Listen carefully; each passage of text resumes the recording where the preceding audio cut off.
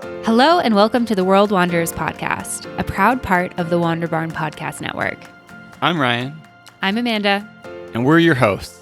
We're a traveling couple and digital nomads taking you on our adventures as we explore locations, destinations, and careers. Enjoy the show. Hello, everyone, and welcome back for another episode of the World Wanderers podcast. We are super excited that you're here with us today because this is one of our yearly traditions that we've been doing for a number of years now. And I think that this is, for both of us, one of our favorite episodes of the year. It's the time of year when we get to sit down and reflect on, everything that we've done, everywhere we've gone, and all that good stuff. I feel like this year is a little bit different since we didn't travel that much, though. But I think we've got some good stuff to share. Yeah, definitely a big year of life changes and some adventures in there. I feel like for us, it's not anything we haven't done something similar to before, so it doesn't feel as big. But I think in the grand scheme of things, at least one really big, impressive adventure and lots to look forward to in 2023. So we'll talk a little bit about that as well, what we're thinking and what we're planning, especially around travel in the year ahead, which we have a few exciting things for the first half of 2023 on our radar already.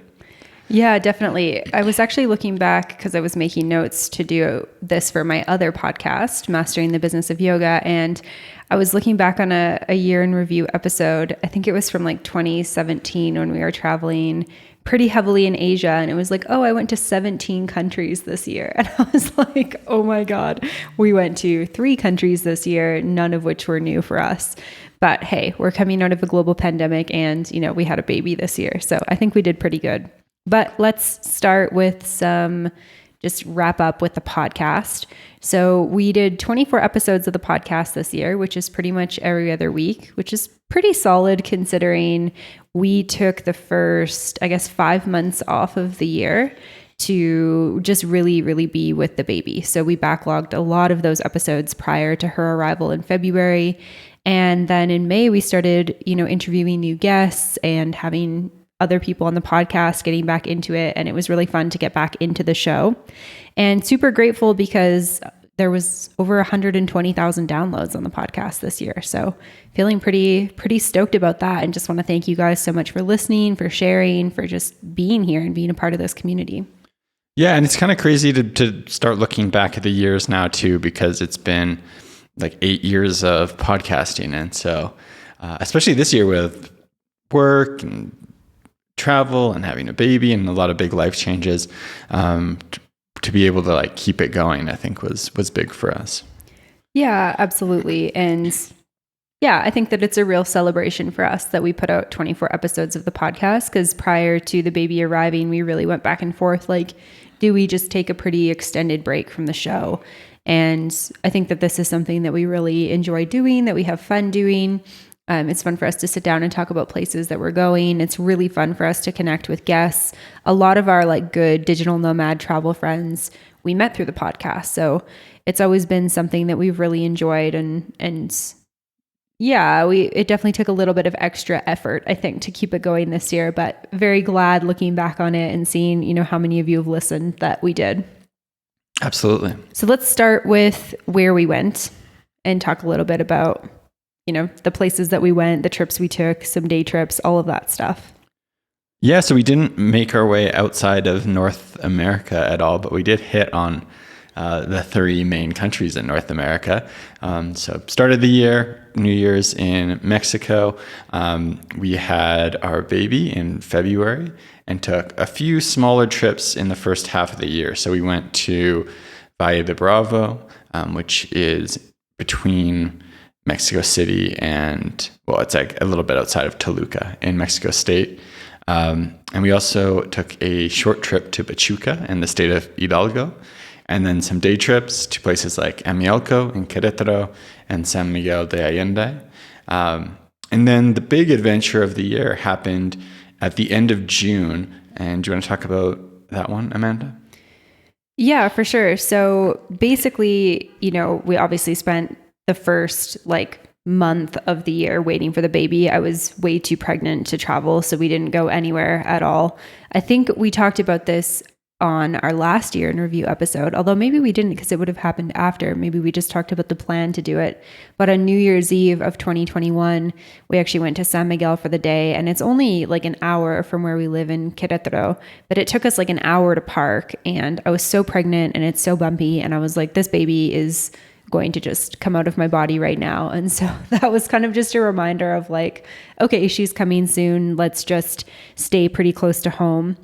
And yeah, we didn't really start traveling or doing any travels at all until the end of March. So I guess she was like 6 weeks old, and we were waiting for her passport to be able to leave the country. And I think we talked about this in another episode, but it took a little while to get all of her documents. And so we really weren't able to leave the country. Plus there's just a lot that goes into, working full time for you, working somewhat part-time for me, and then taking care of a small infant, especially when you're doing it for the first time. So all of that to say, we didn't really get anywhere until, I guess, the end of June. I think her passport arrived the beginning of June, and we immediately started planning a trip.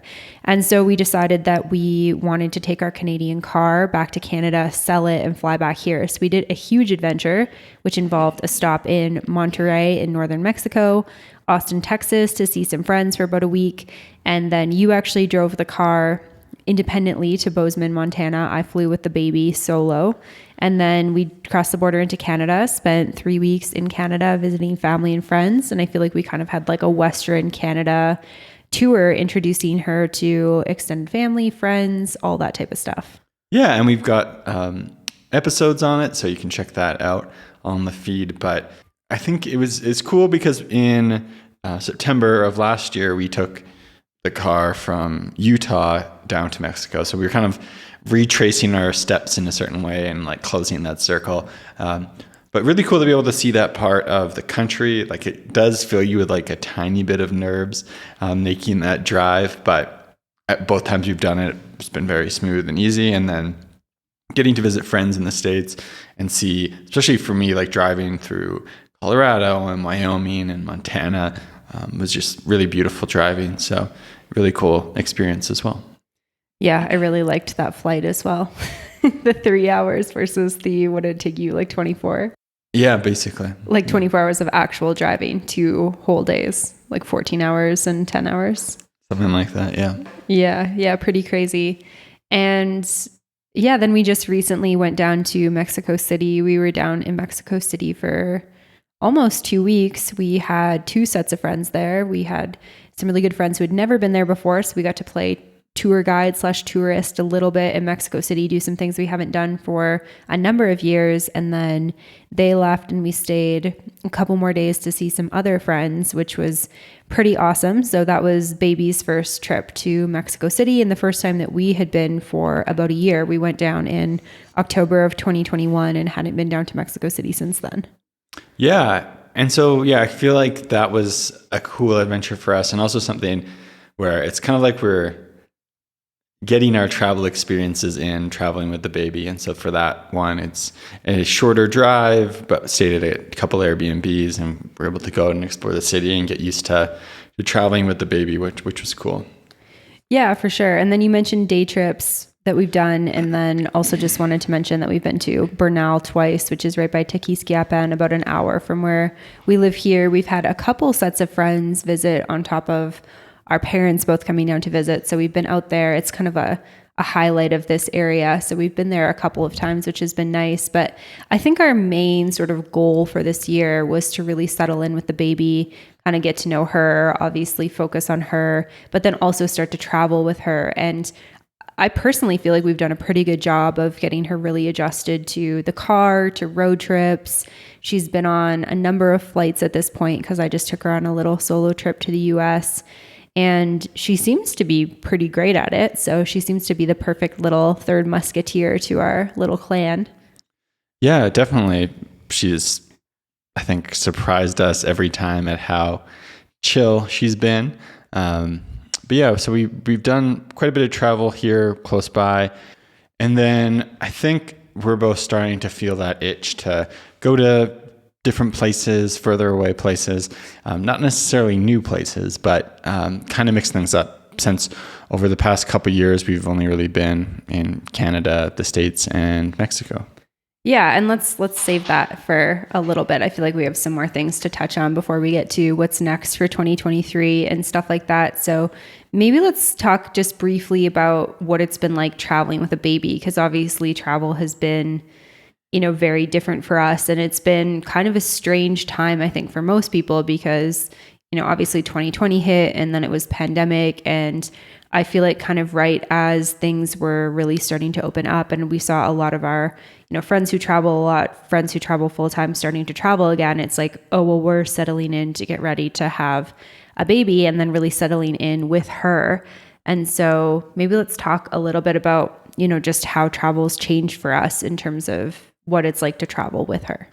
Yeah, I mean, I guess the first thing is it feels like definitely a lot more work. You've got more stuff, from having to bring a car seat and a stroller, and you pack a suitcase. It's got baby clothes, which are quite small, but especially for our trip home, a whole half of a big suitcase was her travel crib. So a lot more stuff. I think a lot more thought goes into it.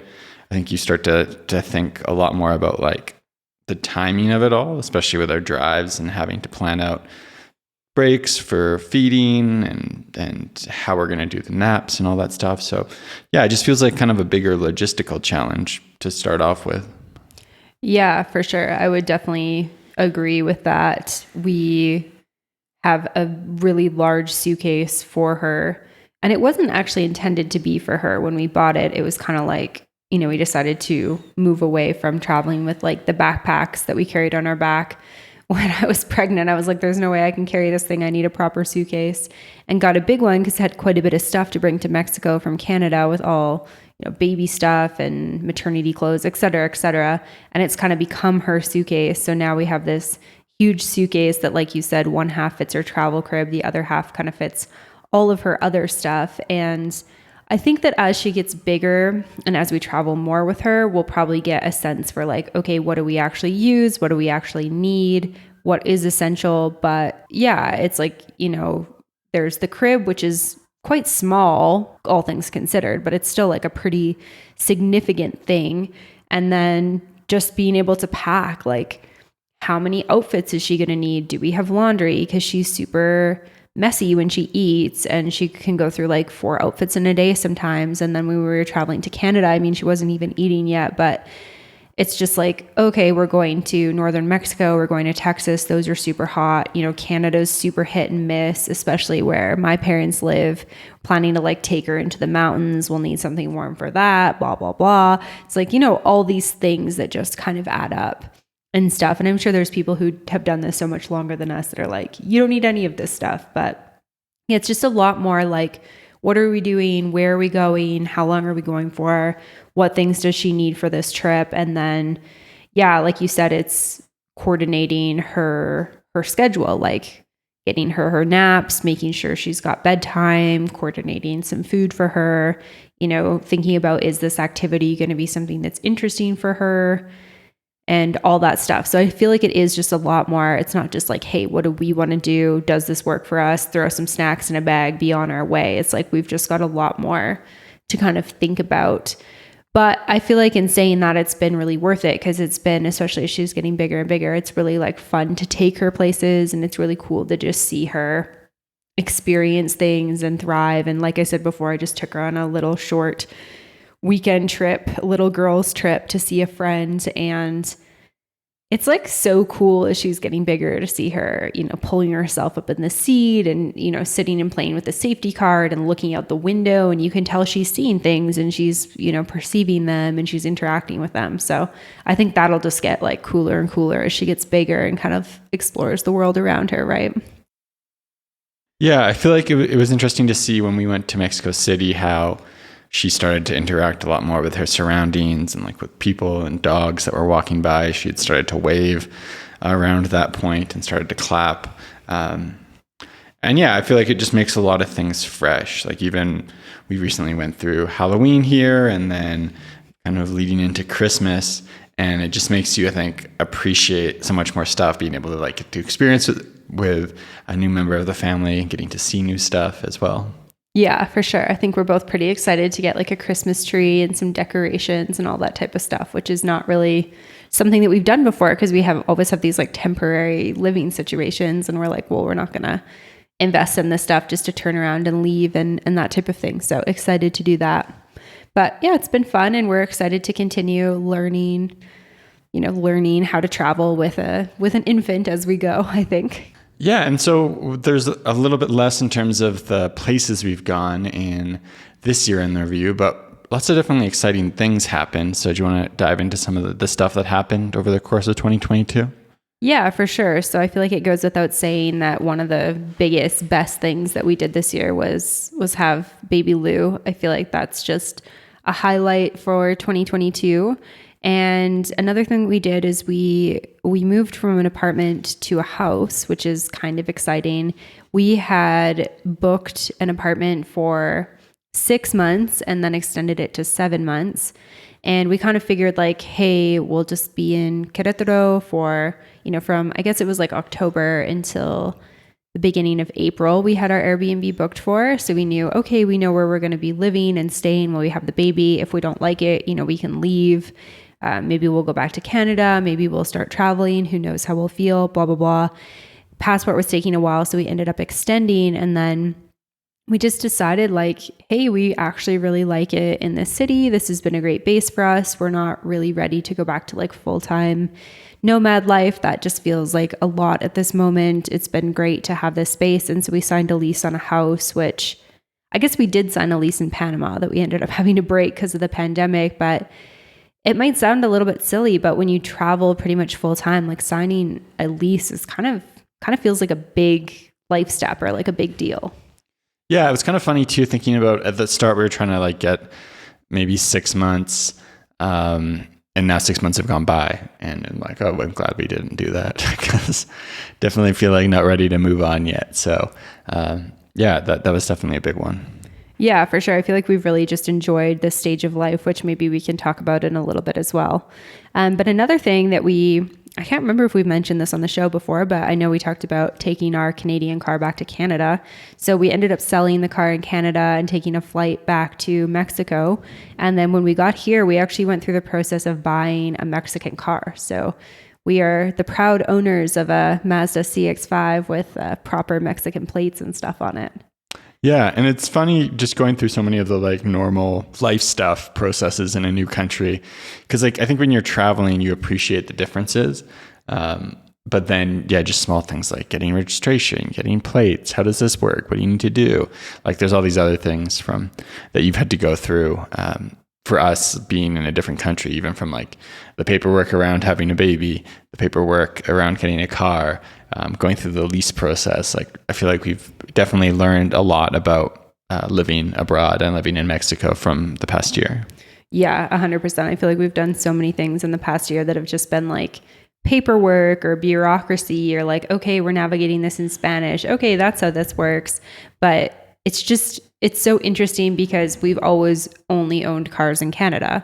That's just how it's been. We've, traveled in the US quite a bit and we lived in the US for about a year, but we just took the Canadian car down there. And obviously that was like quite simple. And so this was the first time that we've ever bought a car abroad. And, it's pretty straightforward in terms of buying a car. We ended up buying like a slightly used one. Process is very similar to how you would do it in, Canada or the US, I would imagine. But then we're like, oh, can you help us figure out the license plates? Like that would be really helpful. We're happy to like pay the fee for that. And so we show up to pick the car up and they're like, well, we don't have the license plates because like we don't have the paperwork we need from you with the proper address. So we've just got this like piece of paper that says that we're the owners of the car and it's taped to the back of the car. And they're like, that'll be fine for a couple of days and then come back and we'll give you this like permiso so that you're able to like drive the car legally with no license plates on it. And we're like, what? Is this like a legit thing? Because it's just not something that would ever happen in Canada. Like when you ask the dealership to organize your plates for you, you show up and your plates are on your car. And so I feel like that was a bit of an interesting situation for us. And then we weren't sure like, oh, is registration the same? What do we need to do? And thankfully we've got some really great Mexican friends here who are able to kind of, walk us through those processes.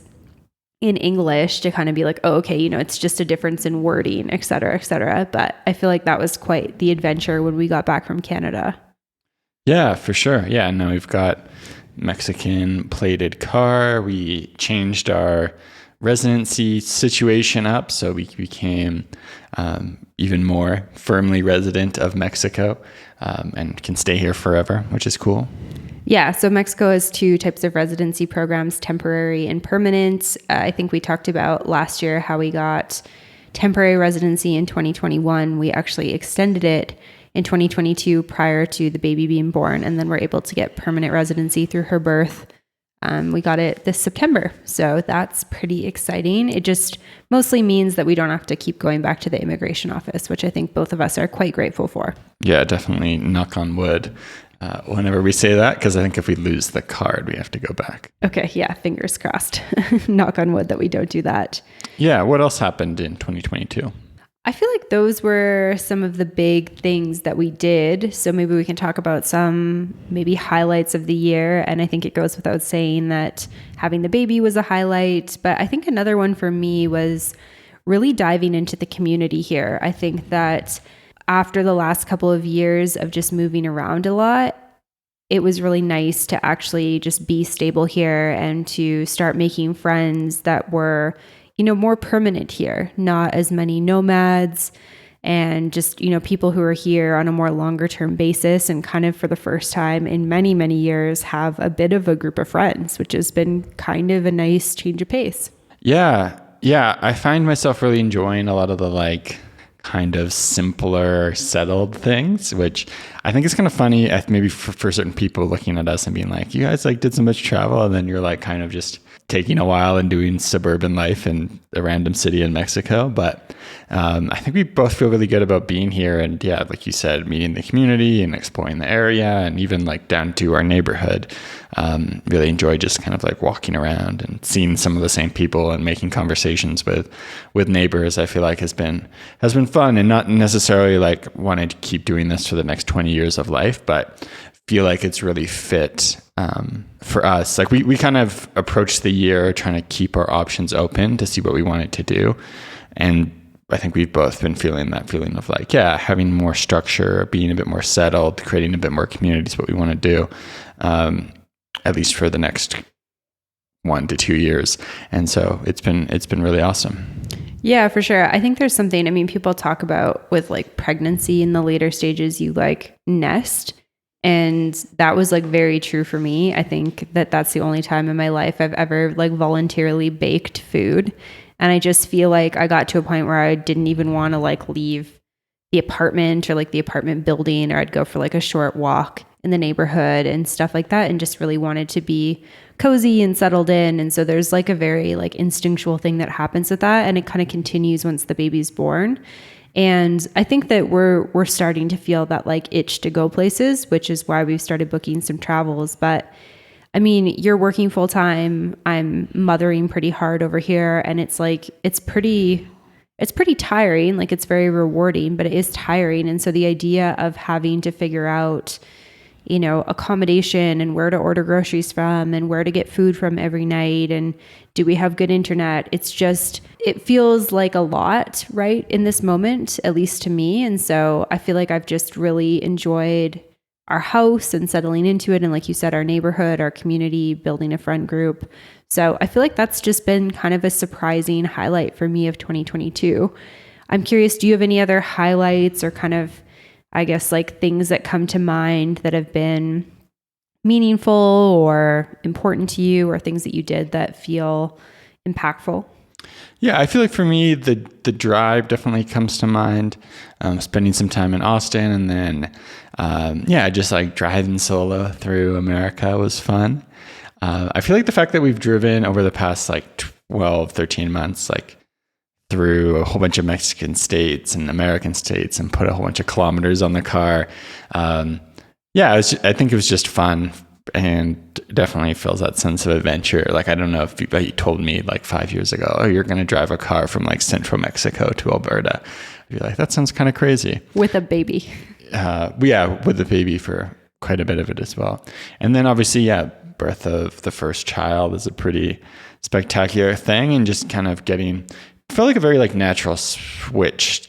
Now we've got the baby with us, but I think it's really cool just to see her grow and evolve and always be doing new things. It like definitely adds so much of the stuff that is cool about travel, and like you kind of get that sense of adventure just from having a baby at home.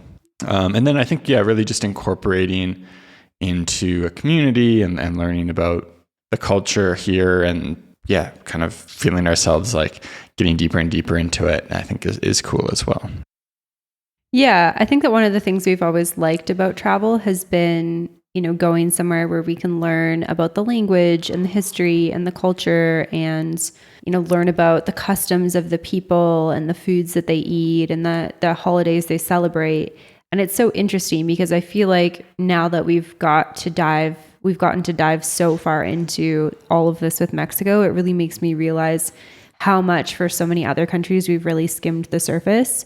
And, even earlier this week, there was a holiday, and we were talking about like, oh, we actually don't know like what this holiday is, what it's for. This is something that we should look up and learn and understand because, we don't work here in Mexico. So it's like, we're never taking those days off from work and stuff like that. So we just continue about our days. But, obviously restaurants are closed and people take off work and people are celebrating things. And it's nice to know like why fireworks are going off or what people are celebrating. And so I feel like it has been really cool to like learn about Mexico on a deeper level. I feel like that's been something that's been really rewarding. And I think we probably talked about this in maybe one of our year in review episodes or a past episode, but with the pandemic and stuff, obviously it really changed. It changed a lot of things. I mean, we haven't been to a new country since like the end of 2019. So it's been a couple of years now since we've been somewhere that's like brand new for us in terms of countries. And if you kind of have your ego attached to being a traveler and going new places, that's something that could kind of get in your head a little bit. And so I think for us, when we went back to Canada at the start of the pandemic, and then in October 2020 came to Mexico, and we've really been here full time since then. We decided hey, we can't really travel that much. Things are still closed. Things are locked down. There's lots of restrictions. Why don't we just try to see as much of this country as we can? And so we made it a goal to see every state in Mexico. And we've made a lot of progress on that list over the last couple of years, and are just continuing to like truck away on it, I guess you could say. Yeah. Although I think we're kind of reaching that stage where we're going to have to be very intentional about getting to the remaining states on the list, because it's probably not just going to happen with kind of like if you're going to every country in the world, eventually you hit the like list of like, oh, okay, now it's like haven't been to Eritrea, need to get there. What's Eritrea for us? Like Tlaxcala? Maybe. But yeah, speaking of that, we talked a few times about like getting more excited about taking some bigger trips. What do we have on the docket for 2023? Yeah, so in early 2023, we're taking a trip to Colombia with a stopover for a couple of days in Panama. So we're going to be returning to Panama City for the first time since like crazy pandemic days of March 2020. We left in a real hurry. I think we both feel really incomplete there. And we're not spending a ton of time there, so we won't have a ton of time to like do some of the bucket list items we had. But I think it'll be really fun to go back there, see how things are there, go to some of our favorite restaurants, all of that type of stuff. And then we'll be spending about 3 weeks in Medellin, Colombia, with a couple of weekend trips, kind of areas around the city. We've got some fun plans to catch up with some friends who you guys know from the podcast, but maybe we'll keep that a secret for now and then share once we've reconnected with them. And yeah, then we're going to, I guess this isn't super exciting. Well, kind of. Then we're going to Puerto Vallarta for the baby's first birthday, and her birthday is very close to mine. So I guess kind of my birthday as well, although mine is significantly less exciting, but we're going to have a little beach vacay. And then what are we doing in the spring? Yeah, a big trip for us is going to Japan. So again, not really hitting the like new countries list, but somewhere I've been really stoked about going back to since we went in 2017. And then, yeah, it just was going to work out well with lots of different factors. So planning to spend about 4 weeks in Japan in April, which should be really fun. Yeah, and possibility of connecting with some friends over there as well, which would be really, really cool. So we'll keep you guys posted on that. But yeah, it's kind of interesting. I had a friend say like, oh, what's in Colombia? Like, why are you going there? Oh, what's in Japan? And I was thinking about how these are actually like two kind of like postponed pandemic trips in a way, because we had Medellin booked for the last week of March of 2020. Like we got flights canceled, we got Airbnb canceled. We just weren't able to take the trip, obviously, because things were shut down. And so we're finally taking that trip. We haven't been since 2014. We've been itching to go back basically since we left then. And then we had booked Japan. When did we booked it? Like the spring of 2021? When did we book that trip? No, we booked that in like summer 2020 for the spring of 2021. Right. And obviously, well, maybe not obviously, if you guys haven't followed Japan just opened like October of 2022. And when we booked it, we were like, we got really good deals on flights, significantly less than we booked these flights for.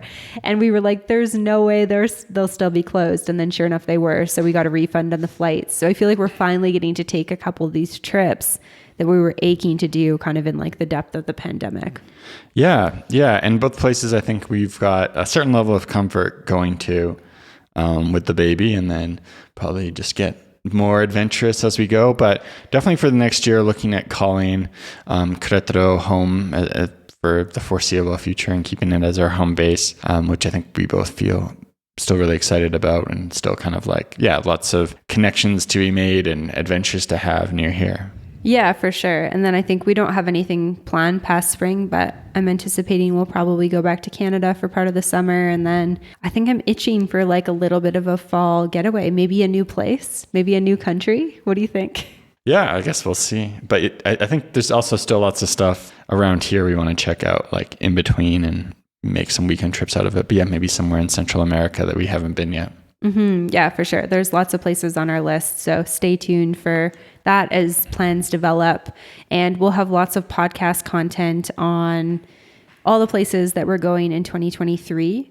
So we're going to be taking a little break from the podcast. This will be the last episode for 2022.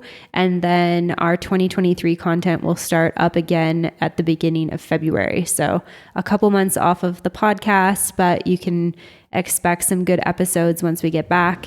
If you guys have any recommendations or things that you'd like to hear, make sure you reach out as we start planning for 2023 content. But yeah, really excited to be getting to some new old places and exploring a bit more and sharing that with you guys on the show. Yeah, and as always, if you're going to be in either of those places or around in Mexico, definitely reach out and let us know. And we'd also love to hear what your big highlights were from the past year. What are your travel plans for 2023? Let us know. And so a couple places you can do that are in the Facebook group, The World Wanderers, a community for travelers. Yeah, and on Instagram and Facebook at The World Wanderers Podcast, or send us an email, info@theworldwanderers.com. And then if you're somebody who travels with your kids and you've gone to some places that you're like, this place is awesome, super kid friendly, we really loved it, would love to hear about those places, because, that's just an extra step that we're doing these days, is picking a place that we're interested in, but then also looking at, how baby friendly it is. So if that's you out there, we would love to hear from you. All right. As always, thank you so much for listening. Hope everyone had a wonderful 2022, and I hope it's a beautiful holiday season for everybody. Merry Christmas to everyone listening, and we will see you in 2023. Thanks, guys. Thanks for listening to this episode. If you want more, make sure to check out The World Wanderers Insider, available on Patreon at patreon.com/theworldwanderers. For show notes, head over to theworldwanderers.com. Find us on social media at The World Wanderers Podcast, and join the private Facebook community at World Wanderers, a community for travelers. You can always get in touch with us at info@theworldwanderers.com. And if you enjoyed the show, don't forget to subscribe and leave a review. It really helps us find new listeners. See you next time.